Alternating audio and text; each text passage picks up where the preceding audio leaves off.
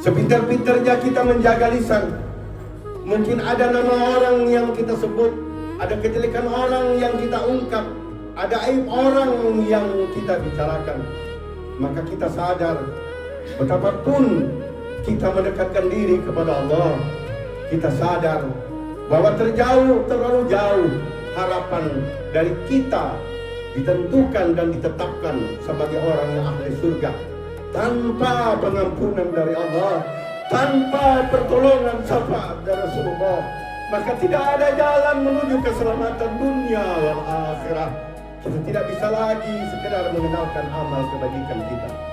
Kita berharap di hari yang suci ini, semoga kehilapan, kesalahan, maksiat dan dosa yang kita lakukan, sadar atau tidak sadar, dengan kebesaran hari raya Idul Adha, dengan keagungan hari ini, Allah berkenan mengampuni segala dosa dan kehilapan kita. Dosa kita kepada Allah Subhanahu wa Ta'ala, kesalahan kita kepada kedua orang tua karena kedurhakaan kita, kesalahan kepada teman dan sahabat serta saudara bersaudara karena kita tidak peduli, kita tidak benar-benar mencintai dan mengasihi serta menyayangi. Padahal Nabi mengatakan, la yu'minu ahadukum hatta yuhibba li akhihi ma yuhibbu nafsihi. Tidakkah tidak memiliki kelapangan rezeki untuk menyembelih hewan korban? Apa kata Rasulullah SAW? Maka berinfak dan bersedekahlah, khususnya pada malam-malam dan pada hari-hari tasyrik, di mana hari-hari itu sangat dimuliakan oleh Allah Subhanahu wa Ta'ala. Akan tetapi karena faktor skalanya ekonomi, kita bukan termasuk orang yang kaya, kita bukan pejabat, kita bukan pengusaha. Kadang-kadang untuk kehidupan sehari-hari saja, kadang-kadang kita kesulitan. Ya Allah, apakah Engkau tutup dari pintu rahmat dan keberkahan-Mu serta kemuliaan pahala yang Engkau limpahkan kepada mereka yang berhaji dan berumrah? Apakah kami tidak akan mendapat keberkahan daripada orang-orang yang bersembelih atau berkorban serta berinfak dan sedekah? Tidak, kata Rasulullah SAW.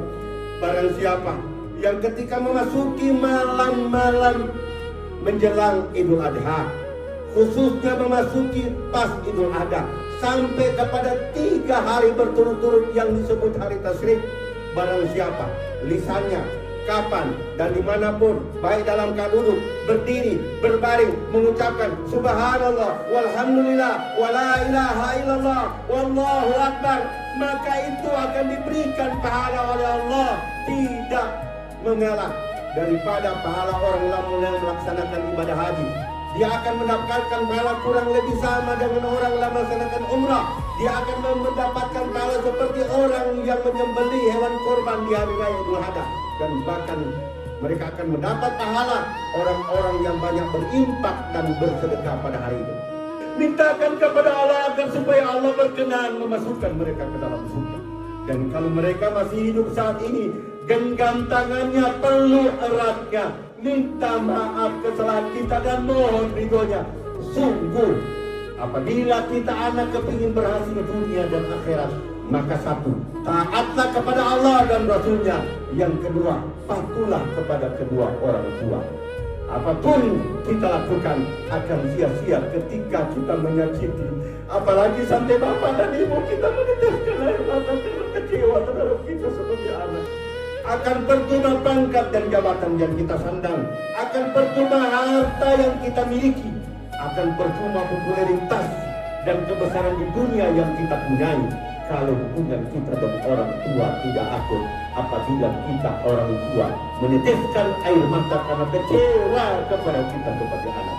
Dan yang terakhir, sekali lagi, mari kita bangun kebersamaan, mari kita jalin persatuan, mari kita jalin persaudaraan. Apapun kesalahan teman kita, apapun kekurangan teman kita, mari kita maafkan. Bagaimanapun juga dia adalah saudara kita, seiman dan seakidah. Harapan kita semua Allah kumpulkan kita di akhirat bersama-sama. Allah selamatkan Rasulullah datang untuk menggantikan tangan kita membawa ke surga.